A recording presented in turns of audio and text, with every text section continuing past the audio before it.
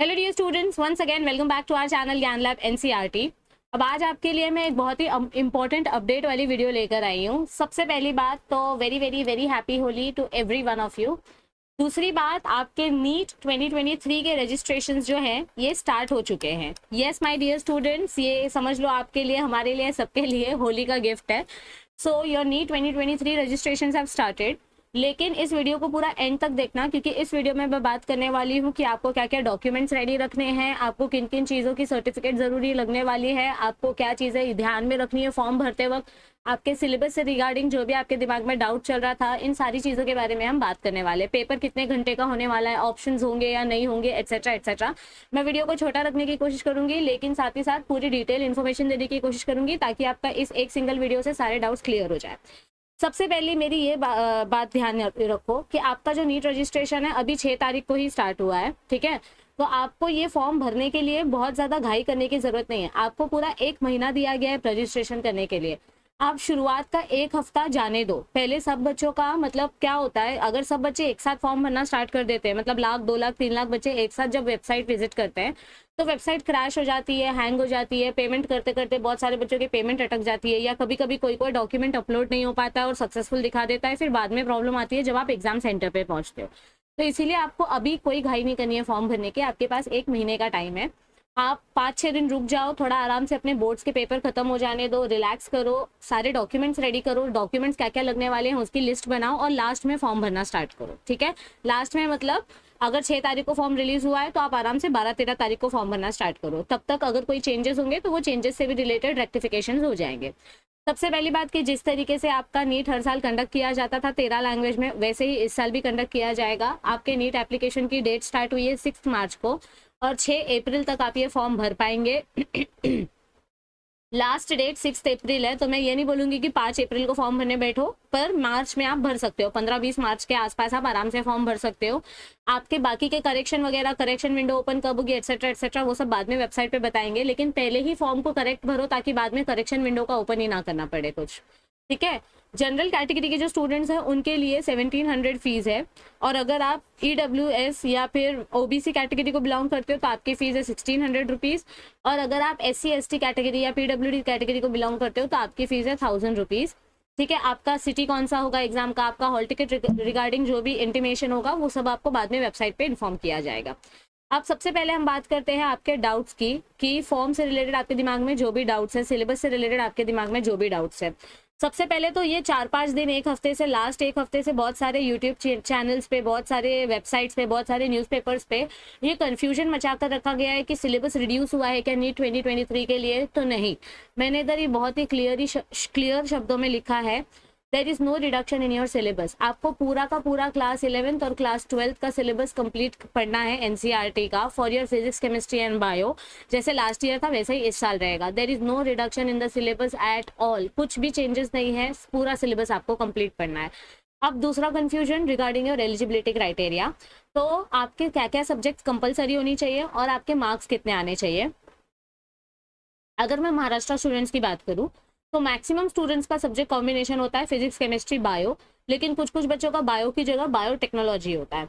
तो या तो आपका फिजिक्स, केमिस्ट्री, बायो, या फिजिक्स, केमिस्ट्री, बायोटेक्नोलॉजी होना चाहिए। फिजिक्स, केमिस्ट्री कंपलसरी है, बायो या बायोटेक्नोलॉजी, ये 3 सब्जेक्ट का एक ग्रुप प्लस इंग्लिश, ये दोनों ग्रुप्स आपके कंपलसरी होने चाहिए। इसके अलावा आपका फिजिक्स, केमिस्ट्री, बायो में 12th स्टैंडर्ड में ओवरऑल कितना परसेंटेज आना चाहिए, ओवरऑल 50% आना चाहिए। मतलब समझो फिजिक्स में कम मार्क्स है, केमिस्ट्री में कम मार्क्स हैं, पर बायो में ज़्यादा मार्क्स हैं, टोटल मिला के आपका 50% बनना चाहिए, यानी 150 मार्क्स बनने चाहिए total. Physics, chemistry, bio total मिला के आपका परसेंटेज 50 होना चाहिए। फिजिक्स में 50, केमिस्ट्री में 50, बायो में 50, ऐसा ज़रूरी नहीं है।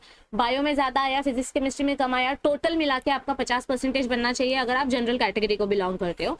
अगर आप किसी रिजर्व कैटेगरी को बिलोंग करते हो, OBC, SC, ST, तो आपका मिनिमम 40% आपका परसेंटेज बनना चाहिए, ठीक है, 40 to 45%।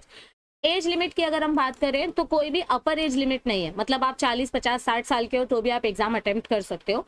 लोअर एज लिमिट की बात करें तो कम से कम आपकी उम्र 17 साल की होनी चाहिए। अगर आप 16.11 या 16.10 मंथ्स के हो तो भी आप इस एग्जाम के लिए एलिजिबल नहीं हो।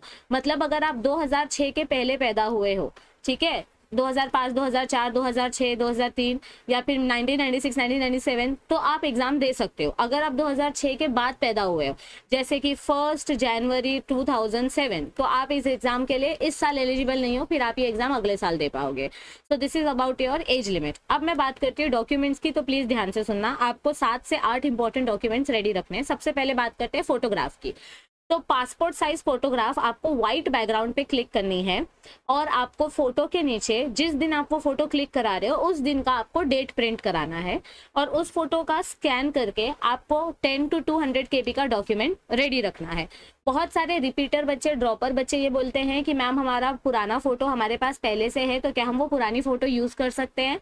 अगर आपकी वो पुरानी फोटो व्हाइट बैकग्राउंड पे है तो आप वो फोटो यूज कर सकते हो, लेकिन उसके नीचे आपको डेट एडिट करानी पड़ेगी। आपको इस साल की डेट डलवानी पड़ेगी। इस साल के आप मार्च महीने की कोई भी डेट डलवा सकते हो, बट इस साल की डेट डलवानी पड़ेगी अगर पुरानी फोटो है तो। और पुरानी फोटो में आपकी शक्ल मैच होनी चाहिए। मालूम पड़ा आपकी शक्ल चेंज हो गई है, नाक आड़ी टेढ़ी हो गई है, या फिर चश्मा लग गया है, या जो भी है, तो आपको नई फोटो क्लिक करानी पड़ेगी, पर व्हाइट बैकग्राउंड पे फोटो होनी चाहिए। और फोटो आपका कलर भी हो सकता है, ब्लैक एंड व्हाइट भी हो सकता है, चलेगा, बट बैकग्राउंड व्हाइट होना चाहिए। ब्लू, रेड, नीला, हरा, पीला कुछ नहीं होना चाहिए। ओके। पोस्ट कार्ड साइज जो फोटो होती है, पोस्ट कार्ड साइज फोटो आप फोटोग्राफ को जाके बोलोगे तो उसको पता चलेगा कि कितने बाय कितने इंचेस का पोस्ट कार्ड साइज का फोटो आपको रखना है। इन्फॉर्मेशन बुलेटिन पे आपको इन्फॉर्मेशन दी गई है, आप डायरेक्ट नीट की वेबसाइट पे जाके इन्फॉर्मेशन बुलेटिन भी डाउनलोड कर सकते हैं। तो पोस्ट कार्ड साइज फोटो भी आपका जो ऊपर वाला फोटो, पासपोर्ट साइज फोटो आप क्लिक कराओगे ना, सेम फोटो आप शॉप वाले को बोलना कि अंकल ये सेम फोटो एक कॉपी मुझे पोस्ट कार्ड साइज में दे देना, और एक कॉपी मत लेना। मैं ये पर्सनली सजेस्ट करूंगी कि पोस्ट कार्ड साइज का जो फोटोग्राफ होता है 2 कॉपी ले लेना, वो भी व्हाइट बैकग्राउंड पे होना चाहिए। और उसके नीचे ऐसा कुछ बोला तो नहीं है कि डेट डालना है, बट अगर आप डेट डाल के रखोगे तो अच्छा है, कोई कुछ मना नहीं करेगा। और फिर उसका भी स्कैन करके आप PDF बना के रेडी रखो। फिर आपका जो सिग्नेचर होता है व्हाइट पेपर पे साइन करके उसको स्कैन करके PDF बना के रेडी रखना है। आपका फिंगर, आप दुकान वाले के पास जाओगे 25-30 रुपए का स्टैम्प पैड आता है, या डायरेक्ट साइबर में जब आप फॉर्म भरने जाओगे तो उनके पास इंक पैड होता है, उसके ऊपर आपको अपने फिंगर का, थंब का जो जो इंप्रेशन बोला रहेगा वो इंप्रेशन लेकर आपको फॉर्म के ऊपर प्रिंट आउट लेने के बाद अपलोड करना पड़ता है। ठीक है, मतलब प्रिंट करना पड़ता है, अपना थंब इंप्रेशन देना पड़ता है। एड्रेस प्रूफ के लिए आप आधार कार्ड यूज कर सकते हो, पासपोर्ट यूज कर सकते हो, तो एड्रेस प्रूफ का भी आपको PDF रेडी रखना है। कैटेगरी सर्टिफिकेट के बारे में इधर ध्यान दो। कैटेगरी सर्टिफिकेट के बारे में क्या बोला गया है, अगर आपके पास जो करंट कैटेगरी सर्टिफिकेट है, चाहे आप SC ST कैटेगरी के हो, EWS कैटेगरी के हो, OBC कैटेगरी के हो, किसी भी कैटेगरी के हो, आपको स्पेसिफिकली इंफॉर्मेशन बुलेटिन पे मेंशन किया गया है कि आपके कैटेगरी की सर्टिफिकेट जो है वो करंट वैलिडिटी वाली होनी चाहिए, यानी 1 अप्रैल 2022 के बाद की उसमें डेट होनी चाहिए। अगर वो 1 अप्रैल 2022 के पहले की डेट उसमें मेंशन है तो वो सर्टिफिकेट नहीं चलेगी, वो इनवैलिड मानी जाएगी। आपको फिर से वैलिडिटी बढ़ाने के लिए देना पड़ेगा वो सर्टिफिकेट। तो जब तक वो सर्टिफिकेट का वैलिडिटी बढ़ के नहीं आ जाता, तब तक फॉर्म भरने के टाइम पे आप सेल्फ डिक्लेरेशन फॉर्म भर सकते हो। मैम ये सेल्फ डिक्लेरेशन फॉर्म किधर मिलेगा? आप नीट का इन्फॉर्मेशन बुलेटिन खोलो, कुछ 116 पेज का इन्फॉर्मेशन बुलेटिन है, उसके पेज नंबर 95 से लेकर 105 10 पेजेस आपको सेल्फ डिक्लेरेशन फॉर्म के दिए गए हैं। उसमें से आप कौन सी कैटेगरी को बिलोंग करते हो? आप OBC कैटेगरी को बिलोंग करते हो तो पेज नंबर 99 वाला फॉर्म डाउनलोड करो, उसका प्रिंट लो, उसको भरो, उसको स्कैन करो। अगर आप SC ST कैटेगरी को बिलोंग करते हो तो पेज नंबर 101 वाला फॉर्म लो। आप EWS कैटेगरी को बिलोंग करते हो तो पेज नंबर 96 वाला फॉर्म लो। हर एक कैटेगरी के लिए सेल्फ डिक्लेरेशन फॉर्म दिया गया है। सेल्फ डिक्लेरेशन फॉर्म का मतलब क्या होता है कि मेरे पास अभी वैलिड कैटेगरी सर्टिफिकेट नहीं है, लेकिन एडमिशन के टाइम पे जब काउंसलिंग होगी तब तक मेरी validity certificate, category certificate valid होके आ जाएगी, तब मैं सबमिट करूंगा। ओके, और अगर तब तक आपका कैटेगरी सर्टिफिकेट रेडी नहीं हुआ एडमिशन के टाइम तक, तो फिर आप ओपन कैटेगरी में कंसीडर किए जाओगे, बस, और कुछ फर्क नहीं होने वाला है। तो अगर कैटेगरी सर्टिफिकेट 1 अप्रैल 2022 के बाद की है तो कोई प्रॉब्लम नहीं है, पर अगर इस डेट के पहले की कैटेगरी सर्टिफिकेट है तो सेल्फ डिक्लेरेशन फॉर्म भरो, उसको स्कैन करो, इतने PDF के बीच में उसका एडजस्ट करो साइज, और उसको रेडी रखो अपलोड करने के लिए। फिर PWD सर्टिफिकेट के लिए, PWD सर्टिफिकेट भी आपको उसी पर्टिकुलर साइज में स्कैन करके अपलोड करना है। सिटीजन सर्टिफिकेट जो है ये NRI स्टूडेंट्स के लिए होती है। आपको ड्रॉप ईयर सर्टिफिकेट अपलोड करने की कोई जरूरत नहीं है। मतलब मेरे बहुत सारे ऐसे स्टूडेंट्स हैं जिन्होंने 1 साल का ड्रॉप लिया है, तो उनको कोई सर्टिफिकेट फॉर्म भरते वक्त अपलोड करने की जरूरत नहीं है। काउंसलिंग में जब लगेगा तब लगेगा, अभी फॉर्म के लिए कोई जरूरत नहीं है। ठीक है, आपके पास एक एक्टिव ईमेल आईडी होना चाहिए और मोबाइल नंबर होना चाहिए, क्योंकि आपको जब तक काउंसलिंग, जब तक एडमिशन नहीं हो जाता तब तक सारे मैसेजेस, सारे ओटीपी, सारे कोड, सारे मेल्स आपके ईमेल आईडी और मोबाइल नंबर पे आएंगे। तो मेरी आपसे रिक्वेस्ट है, आजू बाजू वाले के भैया का, दीदी का, मौसी का, मामा का, चाचा का नंबर मत दो, उनका ईमेल आईडी मत दो। अपना खुद का ईमेल आईडी क्रिएट करो जिसका पासवर्ड आपको याद रहना चाहिए, और घर वालों का या खुद का मोबाइल नंबर दो जिसमें आपको सारे मैसेजेस रिसीव हो सके। कोई इंटरनेशनल नंबर मत देना जहाँ पे मतलब पता चला कि सिग्नल ही नहीं आता है। ओके, अब लास्ट में बात करते हैं नीट के एग्जाम पैटर्न की। तो आपका जो पेपर है टोटल 720 मार्क्स का होता है, ठीक है, यानी कि टोटल 180 क्वेश्चंस आते हैं। 180 क्वेश्चंस प्लस 20 आपको अटेम्प्ट करने होते हैं। 180 क्वेश्चंस प्लस 20 क्वेश्चंस आपको ऑप्शन में दिए जाते हैं। कोरोना के वजह से ये एक एडवांटेज हो गया है आप लोगों के लिए कि 3-4 साल से ये ऑप्शनल क्वेश्चंस भी दिए जा रहे हैं, पहले ये ऑप्शनल क्वेश्चंस नहीं आते थे, ठीक है।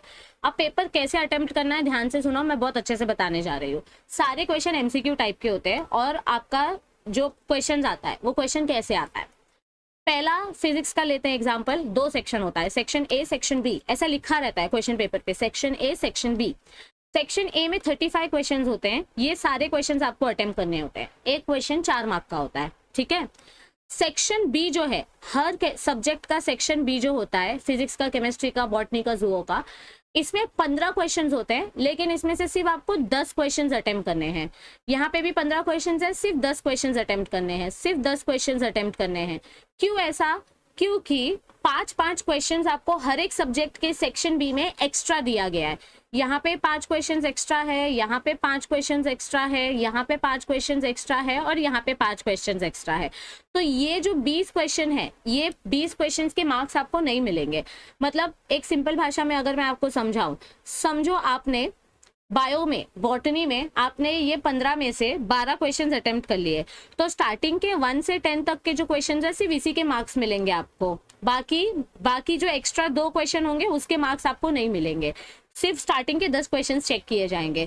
इसीलिए आपको सेक्शन ए का सारे क्वेश्चंस अटेम्प्ट करना है, बट सेक्शन बी में सिर्फ वही क्वेश्चंस अटेम्प्ट करो 10 क्वेश्चन जो आपको आते हैं। 5 क्वेश्चंस ऑप्शनल होते हैं, एक्स्ट्रा होते हैं। समझो आपको क्वेश्चन नंबर 1 से लेकर 8 तक आ रहा है, फिर 9 और 10 नहीं आ रहा है, तो आप 11-12 अटेम्प्ट करो। 15 में से कोई भी 10 क्वेश्चन अटेम्प्ट करने हैं आपको सेक्शन बी में से। तो इस तरीके से आपका पेपर 180 क्वेश्चंस अटेम्प्ट करना होता है, जिसका आपको 720 मार्क्स मिलता है। एक क्वेश्चन का 4 मार्क्स होता है, गलत आंसर रहेगा तो टोटल मार्क्स में से -1 कट हो जाता है, ठीक है।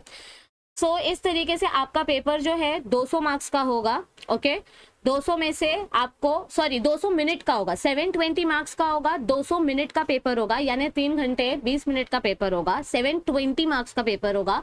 7 मई 2023 यानी संडे को ये पेपर होने वाला है, दोपहर को 2 बजे से लेकर शाम के 5:20 तक।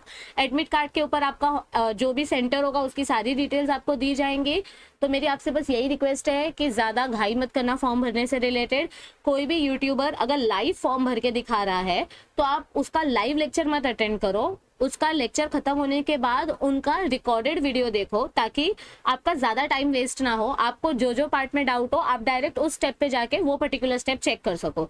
जितना हो सके उतना अपना टाइम अपने रिवीजन करने में, एमसीक्यू प्रैक्टिस करने में यूज़ करो, क्योंकि आपके पास टाइम बहुत कम है और रिविजन इतना सारा करना है।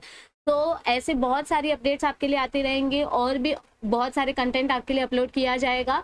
बस आप अपनी पढ़ाई पे ध्यान देते रहो, और रजिस्ट्रेशन रिगार्डिंग कोई भी इन्फॉर्मेशन होगी तो हम डेफिनेटली आपको इन्फॉर्म करेंगे। All the best for your preparation. Bye bye everybody, take care, please keep studying, please take care of your health, and I will see you very soon. I hope आपको ये video helpful लगी होगी। You can also join us on Telegram group Gyan Lab AP, जहाँ पे आपको सारी information मिल जाएगी।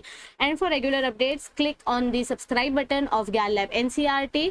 आपको एंटरटेनमेंट के लिए हमने एक अपना व्लॉगिंग चैनल भी बनाया, you can join us on Live Buffering as well. So make sure that you share this video with your friends, you like this video and you subscribe to our channel। और भी अगर आपको कोई content चाहिए तो आप हमें comment करके बता सकते हैं। We will try to do our best. All the best for your preparation. I'll see you very soon. Bye bye everybody. Take care.